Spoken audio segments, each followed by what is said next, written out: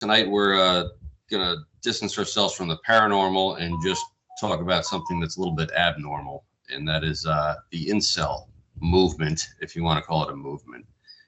We have a guest tonight, Staci Myers, who's a former addiction counselor, to kind of help us through this topic. Of course, we have my co-host Paul Dale Roberts, Zandine Smith, soul brother, paranormal soul brother.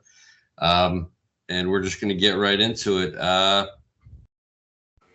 watched a documentary recently called TFW No GF. The title itself is a bit annoying to me because I feel like this generation is too lazy to say the word feeling.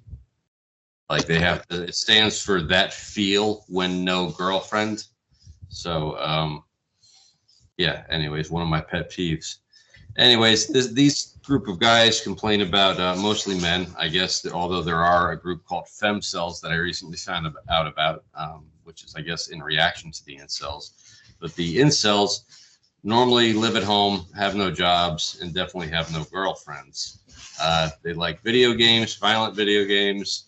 As far as I have seen no veterans. So they don't serve in the U.S. military, but they all seem to like guns and have AR-15s.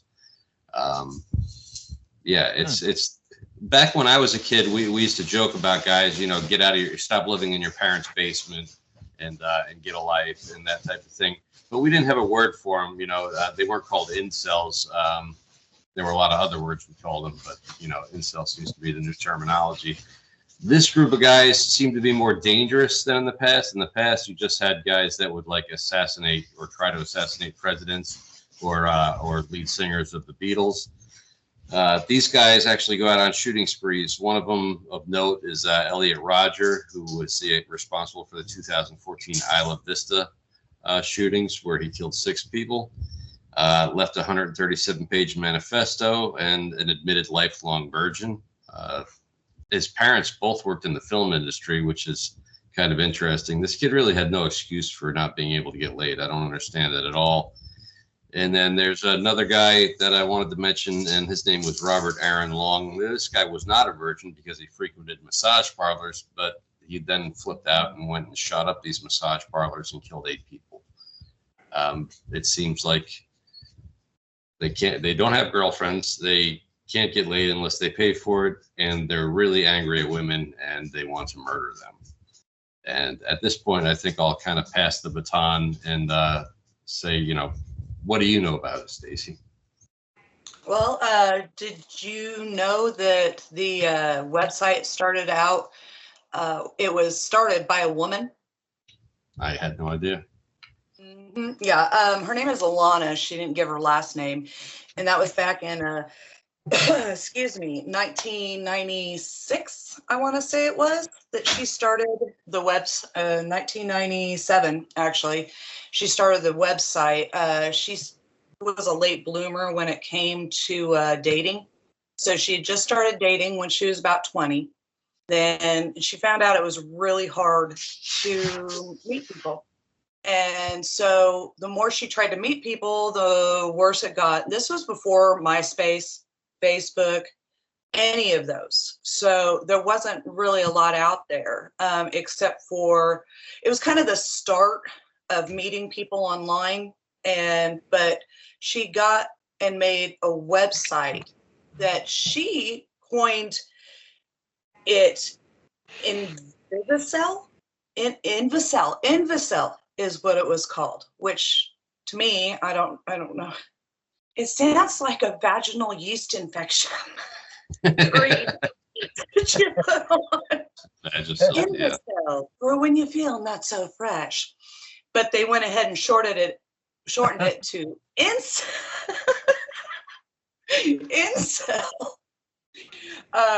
When the guys took over, basically. So this was a site for both women and men to come and try and meet up, talk about being lonely, talk about depression, talk about the woes of dating, so on and so forth. Well, she left that site kind of in the dust back in 2010. And that's kind of when the men started taking over. And it started out kind of taken over because of, I don't know if any of you men have ever heard about the book called The Game. It was a book made by a pickup artist, and just, you know, just the horrible things about being a pickup artist, treat women like dirt, you know, wear the big brim, peacocking is what he started that with, and all this other stuff. So all these men were doing the whole game thing out of the book, and all these other men that didn't have the money to go to the bars, that didn't have the money to buy all the hats and the fancy clothes and go to these pickup artist retreats or conferences or whatever, they were getting fed up with it. And they were, or opposite way, they were trying to do the game, and it oh, see, he left. I bored him. No. He's mobile. Yeah, he's a caller and he got cut off. Yeah. No, no, not at all. No, actually, no, not at all. I was trying to make sure I had the picture right. But no. I was just playing. I'm a smart ass, so forgive me. So anyways, so they would get rejected over and over and over again. So then this whole little woes of dating thing turned into misogynistic. Well, it's all women. It's the Chads and Stacies is what they would call them. So you had your Chads and the Stacies, which were the pretty people in the world. Thank you. And kidding. But they were tired of the Chads and the Stacies. The Chads were the ones that always got the girls. The Stacies were the girls that they wanted. And because they weren't getting these girls, then it was misogyny, hate women, hate this, do, you know. And so now you've got this mob mentality. So this website started by a woman, it just completely evolved into this horrible thing. Now, Elliot Rogers, whom you mentioned, is actually the first incel, I guess. He's like their messiah. He was the first one to get out there and do a manifesto. He did the manifesto. He started all this, oh, hate. And you said you didn't know why he wasn't able to get women, because he was rich, first off. His father was sub-director. Second year director for the Hunger Games. His mother worked in Hollywood on The Princess Bride. He drove a nice car. I mean, he wasn't an ugly guy, you know. Nope. So I don't but know. He got in. Yeah, it was his mentality, though. I mean, have you heard this man talk? I have, and that's one of the points I wanted to touch on about this, is that I think the incels in particularly haven't realized that looks have absolutely zero to do with meeting people, forming relationships, or even getting laid. I mean, everybody knows what Harvey Weinstein looks like, and you've seen what his wife looked like. So you know, it's it looks. It just it doesn't. It's not it. It's definitely not the end all be all. And I've told Paul this analogy that I think is rings true, especially for men anyway. Is that if anybody knows anything about birds, the birds in the animal kingdom, the male birds are always the ones with the bright colors, and they're normally the ones that have to make the nest. So if you have bright colors and you make a nice nest, you're going to get a mate. And if you don't, your genes don't get carried forward. So that's basically the equivalent of driving a nice car and getting yourself a house. You know, that's the nest. And you get a lot of these guys that are hung up. Oh, I want somebody to love me for me, the me I am on the inside. Well, nobody can see your insides. You know, that is the biggest bunch of horseshit in the world. Yeah. You know, you have to show them that. Yeah, you know? and it's the other way too. It's like I've had a lot of women that I've met that are like, oh yeah, I'm, you know, they have nothing going for them other than they might be pretty. Well, Yeah, you know, exactly. I would not go out with them, because if you don't have your shit together, you can only be a hot mess for so long, and then you're just a mess. And nobody wants a mess. Pipe over here for me. Bring my pipe over here for me. I'm just kidding. So, No. well, we can still hear you, Zandine, but we lost your video again. I know. Paul had a story that he talked about the when he was in the military. So you want to tell that story, Paul? Yeah, when I was in Fort Huachuca, Arizona, there was this soldier, and I would consider him an incel. While all the soldiers were out there dating one woman after another, he was the only one left out. And the soldiers at the time, this was 1979, and they already knew that I was once a disco king in Sacramento. And so this kid, this incel, was very impressed with me. And my nickname was Hollywood. So he became Hollywood Junior. So we hung out. I mean, he just kind of, he was a nice kid, Yeah. And one day, some of the soldiers, they took him out to this little bar. They picked up a prostitute for him, and he got laid, and he was so happy. And no more was he an incel. All of a sudden now he was able to talk to women. He became a player. He was dating one woman after another. And people came up to me and they said, "Paul, you created a monster." And I go, "I don't know." So, Yeah, it's having that confidence. Definitely. That helped. Well, that's nice, though, that you guys did that for him. Aw. And he's a player to this day. He's a player to this day. Hollywood Junior. You may have stopped a mass shooting and you didn't even know it. Oh, now, it's funny that you say about the shooting. Hollywood Junior and a few other guys, and then me and a few other guys, we went out in the woods with bottle rockets, and we had a war. And when a couple of guys almost got hit, we had to cut it and say, "Okay, this is it," because one of us is going to wind up getting hurt, go blind, have a bottle rocket go in your eye or something. So we had to stop. But we used to do that all the time here in Missouri, but we never stopped. Too, so that can get pretty dangerous, especially if you're playing war with bottle rockets. Oh yeah, we did. You need the old garbage can lids as shields. That's the way we used to do it. Oh yeah, that's good. Yeah. But so the as far as back to the incel topic of things, I mean, I was in the Marine Corps, and that uniform does a lot for almost anybody.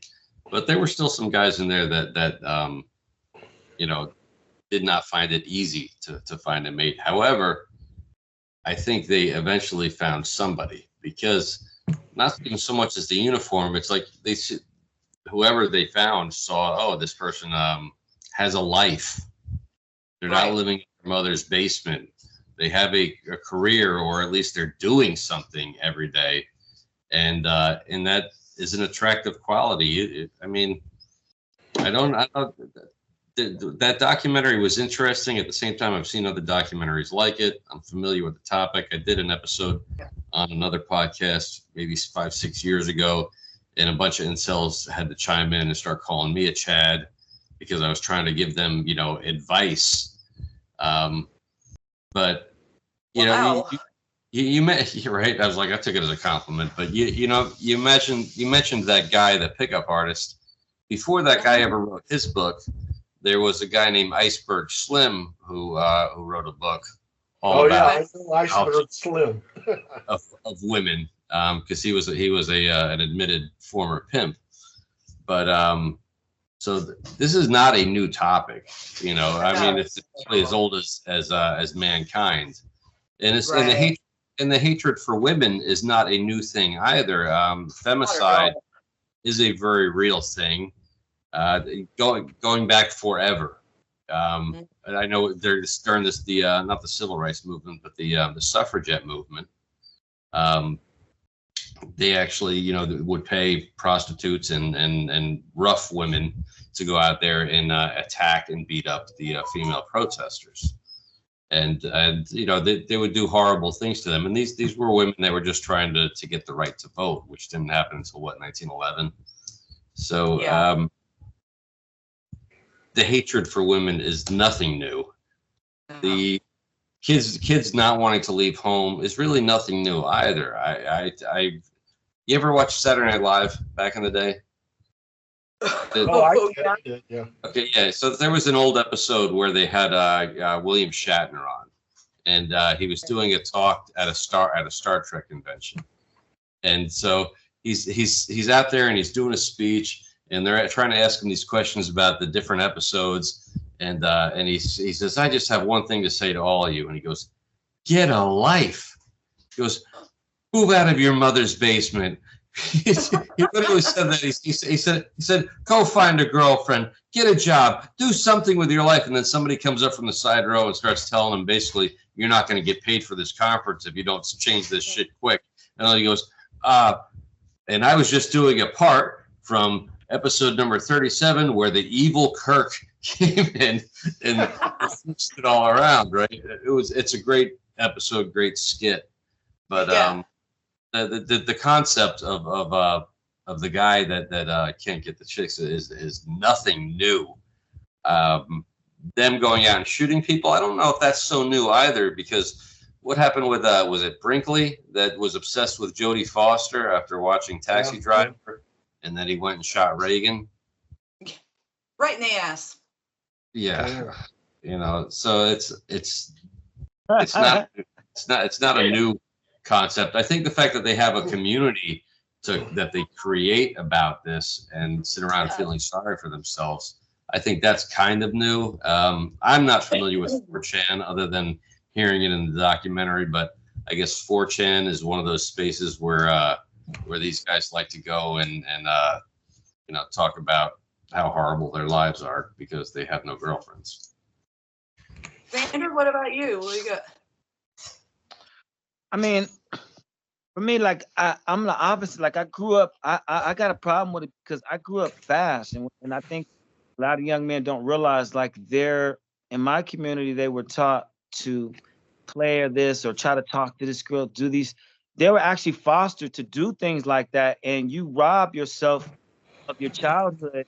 I mean, boy or girl, chasing things that adults do, and then it's a waste of time. And success is supposed to be a person's, like, end goal. So if you're, as a guy, if you're indoctrinated by older males telling you, hey, go talk to this girl, talk to that girl, and you waste a bunch of time doing that. You want to dress, you want to play the sports, you want to do whatever it takes to get, to get laid. In a lot of cases, a lot of guys, they'll say, hey, well, why do you like Prince, or why do you like some of these guys? It's like, it's not that I like Prince. He found a way to get like 1 million girls at one time. Like, but as you get older, you realize, hey man, you know what? Like if I see a guy around my daughter, the thing I'm thinking, hey, look, either he's a homosexual, either he wants to sleep with my daughter at some point.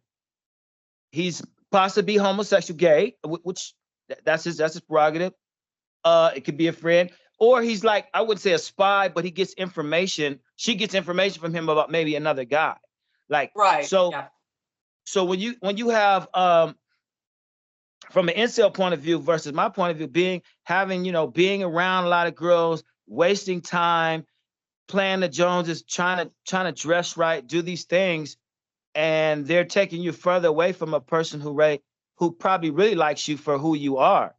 So the incels, if they could see the other side of what it would look like to having, like, on tap sex, or what, if that, because it seems like that's the thing. I want to have a girl, because I know some guys like that as soon as they got a girlfriend, that was just the main thing. They didn't care, right. What what problems the girls had or what they had. Is just let's do that and then work it out later. So I would just say, you know, for the incels, they could do good to look at people who've you know, actually been players or max or people indoctrinated. Because when you have a girl or even a guy, they have a decoder.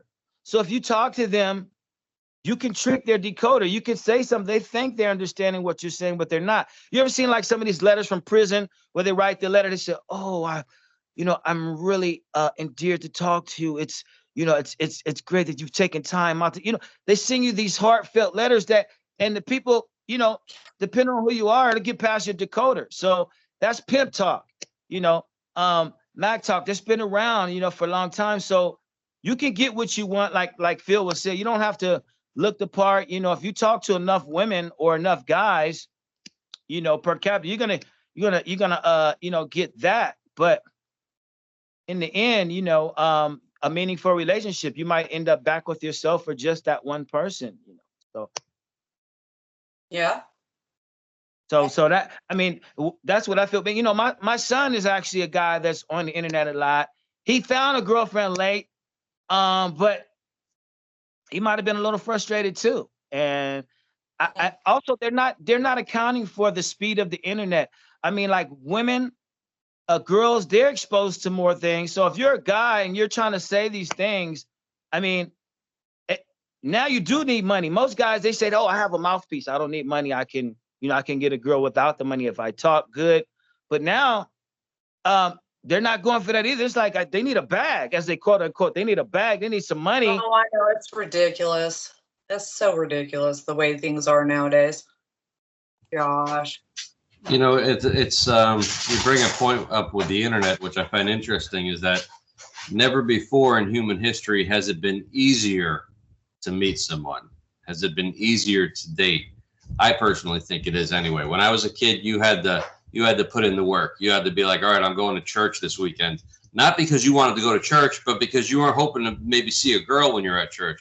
Oh, I'm going to go to the skating rink. I'm going to go walk the mall. And you were normally limited to only the girls that were in your school, in your neighborhood, or where you might actually bump into somebody.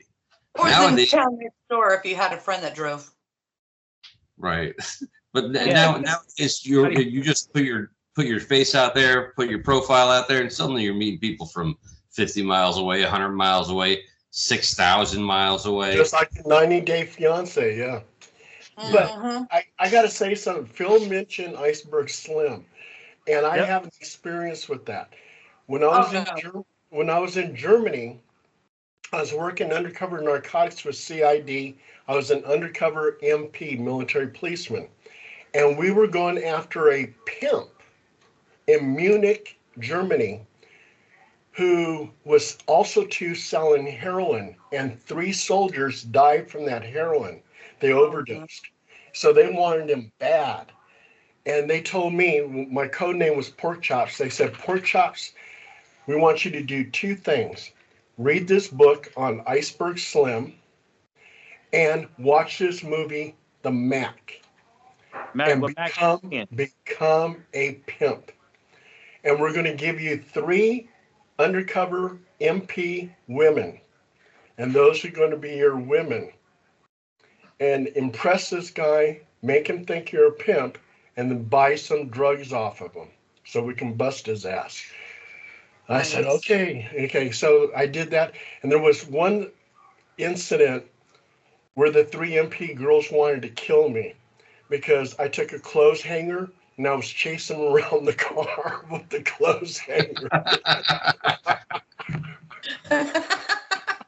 And they were whispering, they said, "We're going to kill you when you get back to the barracks." I go, just play cool. We're yelling at him, "Where's my money? Where's my money?" Is that what the song "The Return of the Mac" is about? Oh, they go, "Paul, it's like saying, "Yeah, now I'm gonna get back that money. I'm gonna get back to being a Mac." But you know that movie with Max Julian made in Oakland, you know, it had real Max and players. They had real footage from Max and player boss. I'll tell you guys something, and it's not nothing to be proud of, but I won Playboy of the Year at 13 in San Francisco. And at 13, against guys 20, 23 from Oakland to Richmond, to San Francisco, to Berkeley, San Jose. And what they do is they go buy all the balls that they send you out that year, the functions, the clothes, the cars. But at 13, my ladies were like at State College. They had cars. I had tailor-made clothes. But I'm saying I was indoctrinated. All that stuff was a waste of time. I had older men, you know, making me think this was cool. And then when you walk around the room, you're 13 and this guy's like 20 years old and they've got cars, they've got girls. One guy actually was of all guys, was a guy named Goldie. And he had a Seville that was chopped. It was a 2-door. Most of the Sevilles had 4 doors at the time, but he had like a coupe and he would ride around with all these girls. He came in, so they had us. It was they had it where it was a tie between us, so you have to go around the room and then they go by the applause. But if you're from the city and you know me, that was the thing people talked about. But as I got older, I'm like, hey man, all that stuff was BS. Because like I said, when you don't have your father around, my mother had me at 14. So I was in the ghetto and you got other guys around you trying to indoctrinate you. So if you're lucky enough to make it past, you know, some of those false indoctrinations, then you'll be, you could tell it other people. So now, like I tell the guys, I say, hey, young man, what's your number one thing? If he says, oh man, she looks good, or look at that ass, or look at this, I'm saying, hey man, what's your number one thing? I said, success. And I say, yeah, that should be a thing, cause like what you said, Phil, getting the nest, it's, getting the nest first, your success, if you have stuff and you find somebody you care about, you can help them, but it's nothing like, being illegitimate. But like I said, being born, my mother had me at a young age. So, and she had some different men over the period of time, not a lot of men, but different men. And as her boyfriends, they would try to, whatever their thing was, they try to put it on you. So if I wasn't strong enough to see what they were saying, then, so it's just, so yeah, that's a waste of time, the pimp and the Mac thing. Because what you talked about, Iceberg Slim, where I live, they have Fillmore Slim, who's about 92 right now. They just had a pageant or something for him. I mean, this guy's like celebrated. He still wears the hat and the fur. And wow. It's like, and you got all the wannabes guys like, hey, Fillmore Slim, what's happening? I'm like, oh my God. It's like, but it's the name. And if you're from there, but yeah, I come from that era where when the Mac, that movie was like, everybody's talking about that, oh, did you see the Mac? With the cars they had the Lincoln Continentals with the special lights, and they had the Players Ball where all the different Macs from Richmond, Oakland, San Francisco show up with all the ladies, and but nobody talked about that these ladies were selling their body to give money, sustaining this dude, going through all kind of psychological trauma, the drugs, all of so. Yeah, they never talked about the Mac came out during the same time as Superfly and Shaft.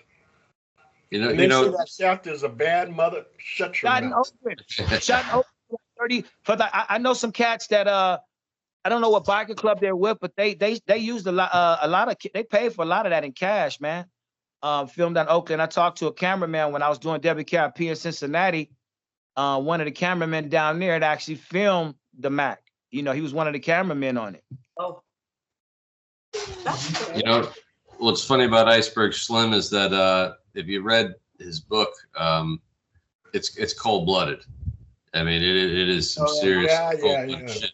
But at the end of his career as a Mac, as a pimp, he ended up marrying one of his girls. His the solid, bottom, whatever, I don't want to, use that terminology, but anyways, he married his main girl and had 2 daughters with her. And you know what? She flipped the script and completely fucked his world up big time. So at the end, the king of pimps, the one who wrote the handbook on it, it completely flipped over on him, and he got. So he got his payback. He got James Brown payback. The other thing that Zandine made me think of with Zandine is that I've only seen incels that seem to be Caucasian. I mean, Elliot Roger, his mother was Asian, but his father, mixed. I don't know if that count, but yeah, he's Italian and black, but he is, he's more his diction is not like like a thug or street dude. It's more like, you know, he's a nerd. Who's this? My son, when you said Oh, that, yeah. right. He's Yeah, more but like Incel, like he's mixed, but he doesn't look black. But like what the thing you said, I was gonna say, my son is, but he is, you know, yeah, he I don't think doesn't your son's not an incel, right? you know, at one time I think I don't, you know, it seemed like he could have Well, I been, mean, you know. every guy is until they're not. You know, Yeah. I mean, or every person is Yeah. until they're not. But it's Getting a girlfriend and having lots of sex and all that, that was different. So, you know. But I was just wondering how common this actually is outside of the white community, and is this a problem of privilege?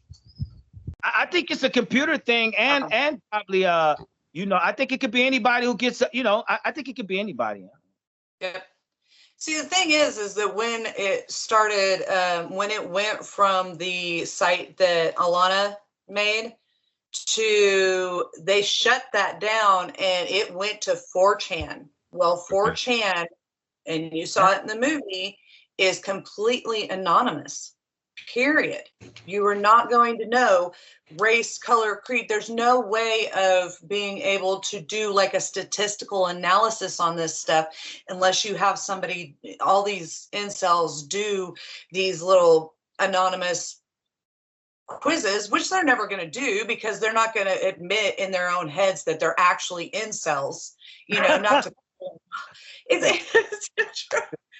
You know, they don't think they are. They just think they're freaking haters. And like the one guy that was on that, I don't know, Xander, if you saw the same thing, the one TW, whatever, all the little letter show that we watched. Yeah. Okay. So the guy that was lifting weights, he would say that he was an incel, but then he'd also turn around and say, oh, I can get any woman I want. I choose to not be with these women. And I was like, then that's not an incel, is it? I think he was a former incel, and then you see him working out. He's one of the guys who actually had a problem and did something about it. He got out of mom's basement and he started working out, and he made to make himself more attractive. I know. I think is he the same guy in the beginning who says, or one of them said, you know, I have a problem. I'm 5'6" and I live with my mom. And I'm like, well, you can't really do much about the 5'6" part, but you could maybe move out, you know, go get your own place. He was the one that was like, I'm 5'6" and I live with my mom. Yeah. And that's the thing that they, you know, okay, so they take Elliot at the beginning of all this horror. He was kind of the start of the violence that preceded all of this. So you've got Elliot Rogers, nice looking man, has lots of money, drives a nice car. Why isn't anybody picking me? Well, if you ever heard him talk in his diction, he is always very uppity. I am better than everybody else. I am better than you, and I am better than you. So why don't I have her and her and her? He is a gentleman. He would never do anything to hurt anybody, you know, and it just, I am so much better. I have 150,000 IQ, and I, you know, just ridiculous stuff like that. But you got to understand, you know, you'd said at the beginning, you asked, well, I don't understand how he couldn't get a woman. Well, it's not only the attitude, but it's also your parents and how they bring you up or whatever. So you got to think that he's coming from a rich family. What kind of school is he going to go to? He is going to go to a private school. All these private school people that he's going to school with in Hollywood, LA, wherever, where are their parents? What do? They're actors, actresses, higher up on the totem pole than, let's say, Elliot's father of being second director or director. Okay, he's just a director. My parents are the real things. So now you've got all these entitled people, even more entitled than him, And of course, he's not going to get laid. He's not going to get a woman. So he overcompensates in that manner of, I'm better than you then. I don't care if my dad's just a director. I'm better than you. So in his own head, of course, he psychologically has problems anyways. You know, most sociopaths are, it's a genetic thing, just like schizophrenia. Any mental disorder usually is passed from the father to the son. Sometimes the mother to the son. Bipolar disorder, it can be from mother to son, and vice versa. But mostly sociopathic stuff, and there are plenty of sociopathic women. So either the mother or the father had sociopathic tendencies somewhere along the line. It's somewhere around there. And it just took that little bit of nudge. And if you know anything about sociopaths, or they call them narcissists now, which is not correct at all, because narcissism is just a part of it. But you got to think pathological liars. So if you look at it this way, sociopaths are people that they live in their own world, in their own head. If they think the sky outside, if you walked outside and they said that sky is purple with green polka dots, it doesn't matter what you say to them, what you show them, the facts, what you do. It doesn't matter. In their world, that is green or purple with green polka dots, period. And they will fight that tooth and nail, which brings in the pathological liar part. So, of course, he gets this little thing in his head that he's better than everybody else. And that's the world that he lives in his own little head. And that's where a lot of these incels that start killing are coming from. They already have those sociopath tendencies. So they just need somebody to bring it out of them, and somebody that they can talk to. So you went from Elliot Rogers, their incel messiah, because he did something about it. You know, he went and he wrote that manifesto and he did something about it. He's our hero. He is what is good in our world. So then you have Jack Davis. He was another one. He was a YouTuber, and he had kind of curly, crazy hair, mustache, beard. He actually talked one-on-one with Elliot. There's another one, I can't remember what his name is. There's so many. He started this Alec Manasanatalk. Anyways, his name was Alec. So that was back in 2018. Alec grabbed hold of Elliot's way of thinking, and he went and he killed, let's see, Alec killed 10 people by driving his van into a crowd. In 2021, later on, that's when Jack Davison killed his mother and 4 others, and then himself. So, you know, you've got, they're taking the lead down from Elliot, starting back in 2010 or 2014. Is that when he did that? 2014? Yeah, 2014. Yeah, 2014. Yeah. So he started this in 2014, and it has just trickled down in this manifesto that they see. And, oh, he's so cool. And, oh, my God, he finally did something about these Chads and Stacy's. So it's just. He's become a martyr. Yeah. Yeah, exactly. For their cause, which is interesting. He's definitely a sociopath, but also, you know, strong NPD, narcissistic personality disorder traits through, you know, just his very speech, like you're saying. What I think is interesting is that if you look at certain countries, for example, a lot of the countries south of the United States, there's a huge machismo culture. And as a result of that, the femicide just rages through South America and Central America. And even in places on the other side of the world, like Saudi Arabia, the Middle East, those type of countries, where it's if a woman is unaccompanied and you know, in the United Arab Emirates, whatever, she could be physically beaten. Women in Japan, and Japan is known for its discipline and everybody keeping to themselves, and yet women are sexually assaulted all the time in public on public transit there. In India, women are raped in the streets. It seems Because they have like to respect them. They're they have, lower class.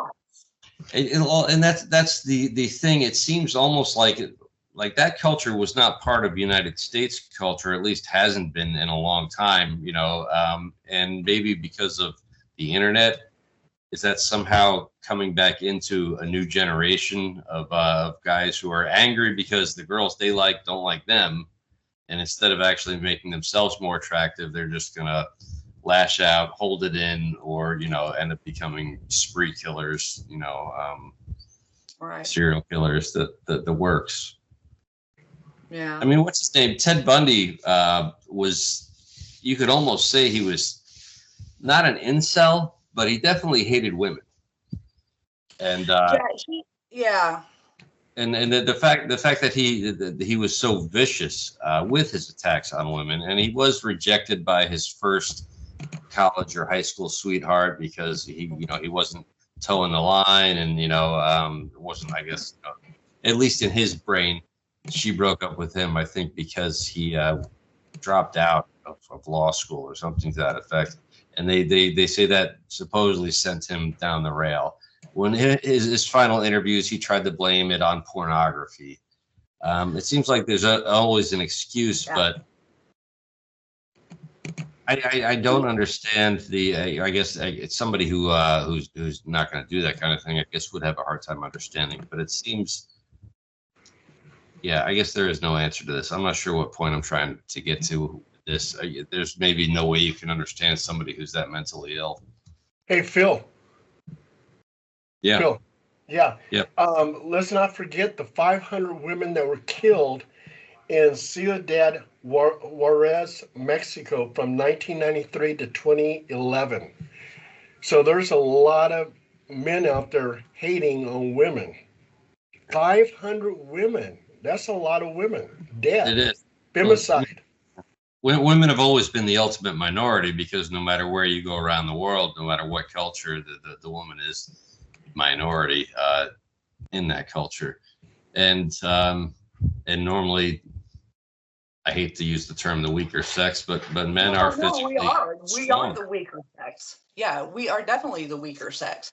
But I wanted to build a little bit on what you were saying, because you were making a point that you've got all these people from all around this world, and they all stayed in their own little section of the world. So the ideologies of each one of these places have never been combined into one place before. So now you've got all these angry men who have gotten onto 4chan and can be anonymous from all over the world that are bringing their ideologies to the people in America. Because I know it's not just Americans that have incels. Maybe like in Saudi Arabia or in places like that, that doesn't mean that they don't say that they're incels, because a lot of places still have arranged marriages. But still, now you've got, it's just kind of reinforcing, I guess you would say, how they think and feel. And that's where you run into the big problems. They're like, oh, well, they do it here, so what's the big deal? And there's so many places in the world where they look at women as second-class citizens. Yeah. And there's a place in Middle East, I think it was Iran, where a woman and her husband committed adultery. And so she was all upset about it and everything else and telling the neighbors about it. They wind up arresting her. Her husband accused her of adultery, in which she was completely innocent. They buried her all the way into the ground to her neck and had her son throw the first stone, and they stoned her to death. She died over her husband's infidelity. Yeah. Henry VIII did the same thing to every one of his wives. When they couldn't produce a kid, he accused them of adultery and had them executed. Yeah. What, the point Staci was making, sorry, Zandine, I thought it was interesting because it almost seems like a modern day He-Man Woman Haters Club. If anybody's ever watched The Little Rascals, do you remember the He-Man Woman Haters Club? No girls allowed. And of course, Alfalfa was in love with Darla. So, he was like the one, the one guy in there that did like girls. But these are adults and grown men, and they're taking it to extreme violence. And Beretta was part of the Little Rascals, and he wound up killing his wife. Who did? The guy that played Beretta. Blake. Oh yeah. Robert. What's that? Yeah. But the ironic thing about that is, I mean, if you love your mom, I mean, I don't know what the statistics would be on how many of these incels love their, had a good relationship with their mom or not, but it's like if you you learn most of the things from your mom and a woman. It's like, and then you end up hating them. You were nurtured. You made it to a certain point where you could be on your own, and now that's the other thing too. I don't know what's going on with that. Serial killers. All right, it's a common theme amongst like Edmund Kemper or even Charlie Manson is that they had horrible relationships with their mothers, and sometimes like Edmund Kemper ended up killing their mother. Sorry, Staci, you're about to say something. Oh, no. Well, I was going to say, like Jack Davison, he had a wonderful mother. He didn't have a father figure in there. But you got to kind of have that balance. If you don't have a mom that's able to give you that balance, then you got to kind of have that balance. But I think his mom was a single mother, and she wasn't bad at all. But once he got online, okay, let's say that you were younger, you're easily Xander, you said that, easily impressionable. So let's say that you had jumped on this site at 12, 13 years old, instead of being, influenced by the people outside. Yeah. You have this site, love your mother, you respect her. But now you've got all these people at 12, 13 years old. And that's what I was going to say. A lot of these incels aren't adults. They come into their adulthood listening to this stuff. Women are trash. Women are lower than you. Women do not deserve your respect. They need to respect you and do what you're said. They do not control you. There is nothing that these women are going to do. So now you've got years, 2-3 years of these people pounding this into your head, 12, 13, 14, 15 years old. And then what happens? So now you're going to hate all women. Doesn't matter if it's your mother. Why? Because this is more like a jury of your peers. You are dealing with mob mentality all the way, all the time. It's true. The people can be radicalized, especially the young, but the old too. I'm not going to just say it's a young thing, but I knew a couple of women that escaped Iran during the whole revolution in the 70s. And one of them, she said the main reason that she left when they decided, was that her son, who was a college student at the time, came home one day and told his mother he was ashamed of her because she wouldn't wear the hijab or whatever, the cover her face thing. And at that point, she took her family and left Iran. And there are cases now where kids who already have no connection to extreme Islam or anything like that are being radicalized from their bedroom through the computer. Yeah. So certainly something, if that can happen with something is outside your culture, then being swayed one way or another towards the opposite sex, that can definitely happen. I mean, because everybody has that in common. A lot of rap music done that too. I mean, and I there since inception when it started, like back in '79. I was, and I've heard, like, if you listen to, like, say Snoop Dogg, right? Now he's got all this, got a lot of endorsements and stuff. But if you listen to one of his songs, it goes, these ain't shit but hoes and tricks. You know, it says that and this thing. And when you got little kids smoking weed, listen to this, and they say, you know, never trust them. You know, I advise you not to trust that hoe. It's exactly what he says in there. He goes, you know, ain't none of them shit. You know, saying stuff like that. You hear that over and over. And you know, and guys kind of like joke like that, you know, and I'm sure girls might joke like that guy's a loser, whatever that word they use. But if you know, you start blurring the lines, and it's like because music is our, you know, the generation's revolution. So if they're yeah, you know. And you can watch a show. It's called 90 Day Fiance. It comes on Sunday and Monday. Do you watch it there? 90 Day everything, 90 Day Return, 90 Day Fiance, 90 Day International. I mean, I watch all the shit. I mean, it's all game, you know. I mean, I do like how I mean, some of the people, I'm sure people are saying, hey, let me call them. I could do better, you know, with that person. Who knows? Hey, but anyway, they have a lady on there named Tiger Lily, and she's dating Tiger Lily. Yeah, she's dating that guy from Jordan, and when they go swimming, she has to be fully covered. But the guy from Jordan, he's almost naked, and then she caught him on his cell phone where he has most of his clothes off, and she says, "Why are you putting this on?" And he goes, "I can do that because I'm a man." And she goes, "Well, how would you like it if I displayed my breasts on the cell phone?" He goes, "You can't do that." He goes, "But I can because I'm a man." He's 40 years old, and she's 40, so you know that he is a little bit immature. Yeah, certainly. But if you watch all the shows, every time they're dating a Muslim, they're always like that one. See, that's the guy that Paul, did you see the guy that? Did you see the other guy that went back? That I mean, the other guy, he got over here, and it bothered him so much. He was fighting with his girlfriend every day. He had to go back. I mean, she was trying to cover up for him, and the guy he got arrested. He got arrested. He wind up beating her. He wind up beating her. Oh no. Yeah. His ass. No, they said you got to go, man. You got to go. Wow. He didn't even, you know, he didn't even want to come to America because he knew, hey, look, I can't do that type of stuff up. Right, exactly. Yeah, they don't want to come back. They don't want to come here, but the women do.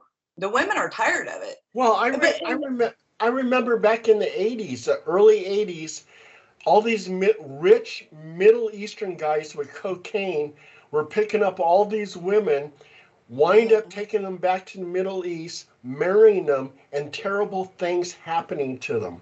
Yep. So, yeah, and this one woman in Germany, when I was working undercover, she had a hole in her butt the size of a quarter that was this deep because she was kidnapped by Middle Easterns and used as a prostitute. They drugged her all the time, so she never had her right mind, and they used her for prostitution. And when she tried to escape, they cut a hole in her butt. Oh my God. Yeah. Sadly, that's not even in Native American culture. They used to cut a woman's nose when she was with too many, you know, men. So it's throughout history, sadly, women and children have been victimized and abused like this. And sexual trafficking, you know, is one of the biggest problems on the world, around the world. Yeah. Around the world. Can't speak tonight.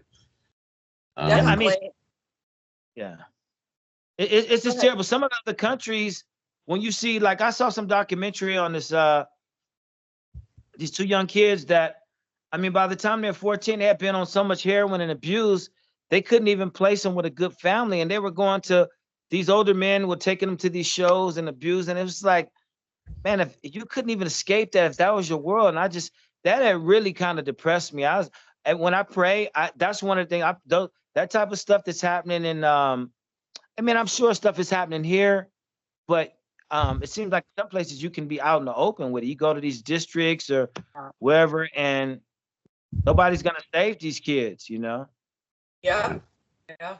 I think that with men and women in relationships, and I've witnessed this firsthand with family members, friends, and everything else, is that men have a tendency to feel like they own their spouse, and more, and take it even further where they want to control. You know, I'm sure everybody in this room has probably known somebody to where I have to know where my spouse is at all times. You know, like tracking them on the phone, or hey, call me when you get here, call me when you get there, call me that. It's that type of thing I've always found absurd, because control of any kind is really an illusion. If someone wants to screw around on you, you can't stop them. And you have to, if you don't have trust, then what kind of relationship do you have? It's got to be exhausting. I can't imagine how mentally exhausting it must be to constantly be worried about that. Horrible. I feel sorry for both people in that situation. Hey, to your point, Phil, if you have a partner though that like knows like what kind of bothers you, and like say like if I had a lady and I'm saying, hey, I know she doesn't, you know, she doesn't necessarily like me to give out hugs, you know, and not that she's jealous, but like you go to hug a lady and she say, hey, I don't like that. And I'm like, you know what? I don't see anything wrong, but she doesn't really like that. Okay, you know what? That's off limits. Absolutely. Oh yeah, being respectful. I mean, you know, there's a difference. There's a difference. Yeah. With women I meet out in public, anywhere, no matter what the situation is, I'm not a huggy person to begin with.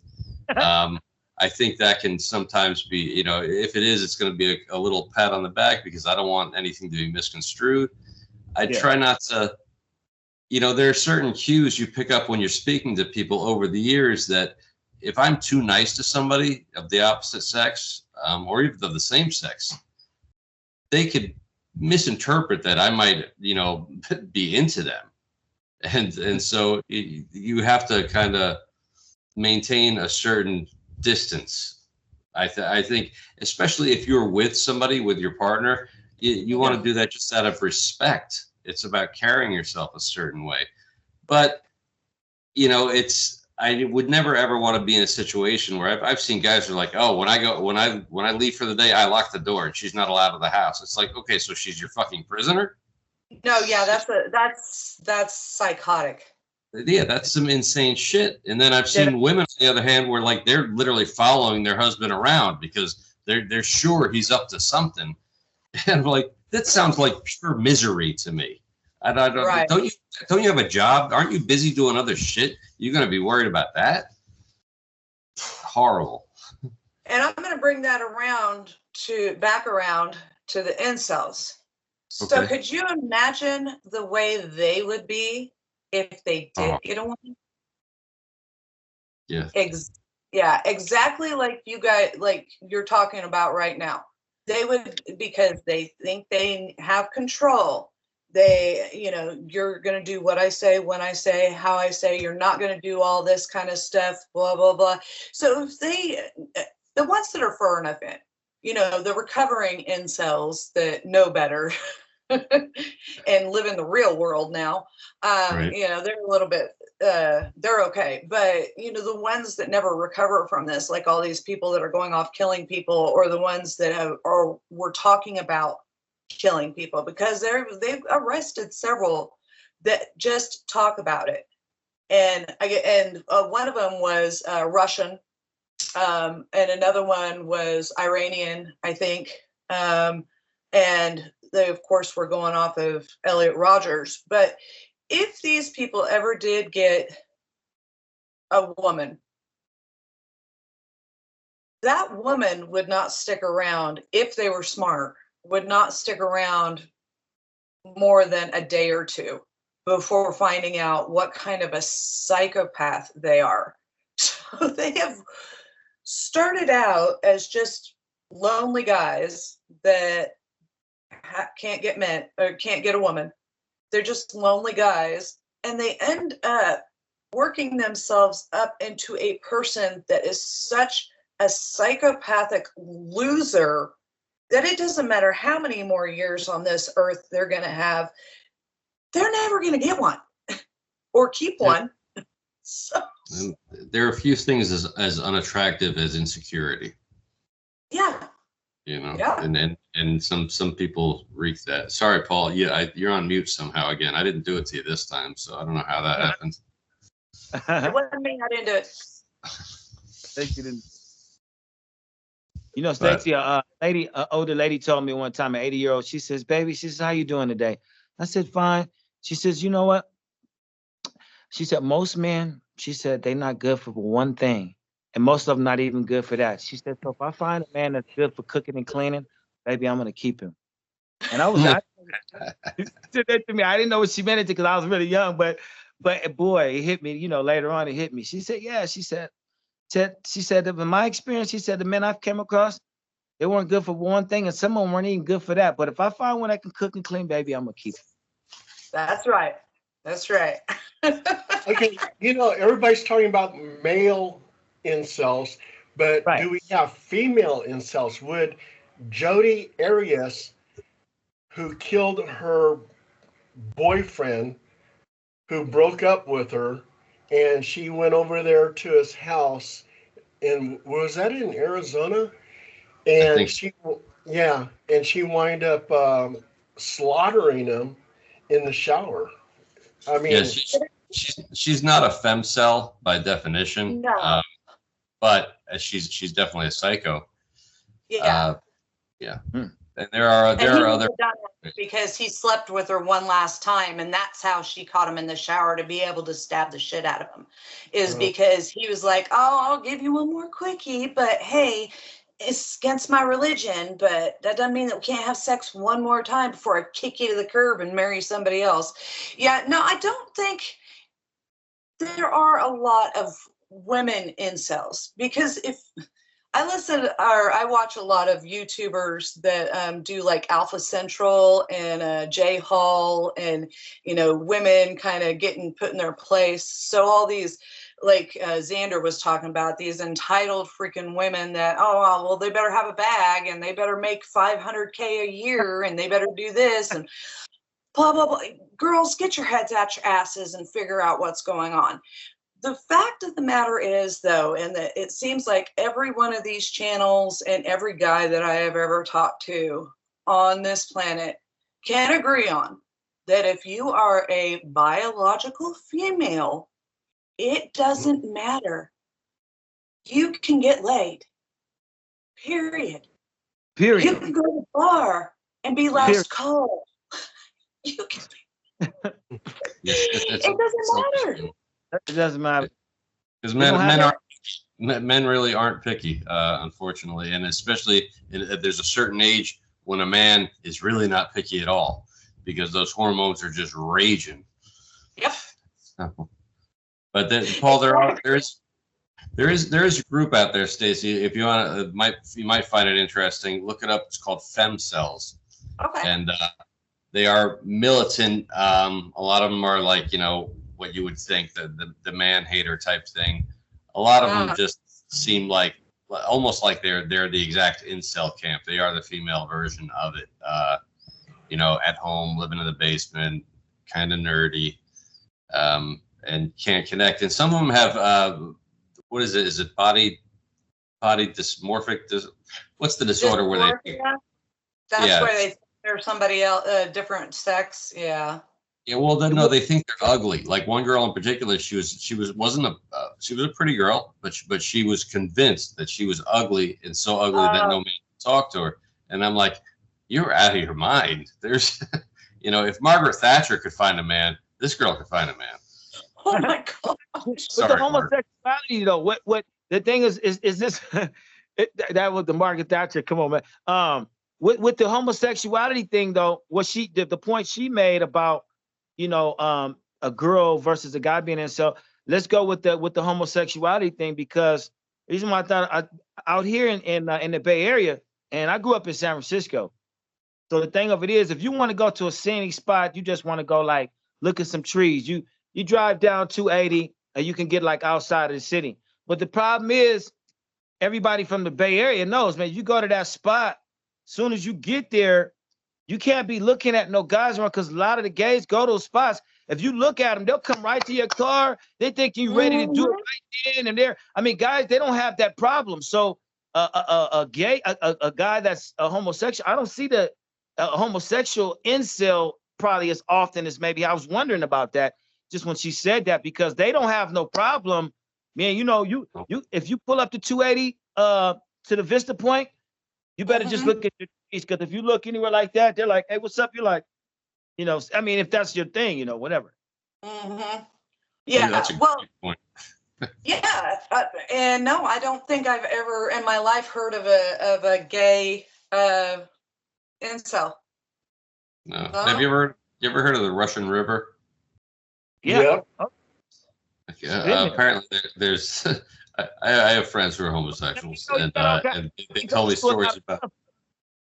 What's that, Sandy? The Russian River is a big, you know, it's a big. Well, there's a stretch of it that's very popular amongst the gay community, particularly the male gay community. And there's a trail along the Russian River where you walk along this trail. And you know where? I've never been there. Like I said, I have friends who are homosexuals that told me some pretty seedy stories about walking down this trail, and literally the bushes to the left and the right, there's something going on to the whole way down the trail. Well, that was happening at the Sacramento River. They had to clean that up. And not only that, by the Russian River, you had the Bohemian Grove. Oh, and they said there's a lot of kinky stuff happening there. And I that's, went to the Bohemian Grove. In fact, Staci, did you go to the Bohemian Grove with me? I want to say part of that group. Familiar. I think we did. Okay. Did you see the big owl? No, we went in there and we got chased out by security. Well, that makes sense. Yeah. Okay. No, that wasn't no. No. Do what? Are you in Missouri State? Are you out of state? Yeah. I'm in Missouri. She's in Missouri. Okay. Well, sorry, okay, cutting out because everybody was going blah blah blah. Sorry, yeah, I'm in Missouri. No, I was in Sacramento, or I did paranormal work with Paul, and we met probably in 2007, 2008, somewhere around there.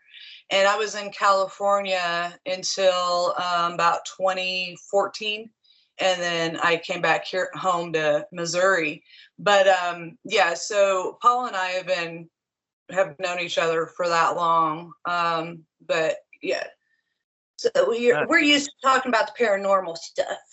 But I like talking about the more serious stuff too, because it's kind of more along my lines of expertise, so with my education and stuff. So I like the little things and listening and picking your guys' brains as males to find that, you know, stuff. And you made a good point, Xander, about, you know, gay men probably aren't incels because they've got all these outlets and stuff. Yeah. Unless they're butt ugly. No, even then, Paul, what do you call it? You heard about the bears, the badgers, and all that stuff. There is a group within each group. Trust me. And guys, like I said, with that testosterone flowing, it doesn't matter at a certain age. They have holes in the wall. They just go to a place. There's a hole in the wall. Put it in there. Something's gonna happen.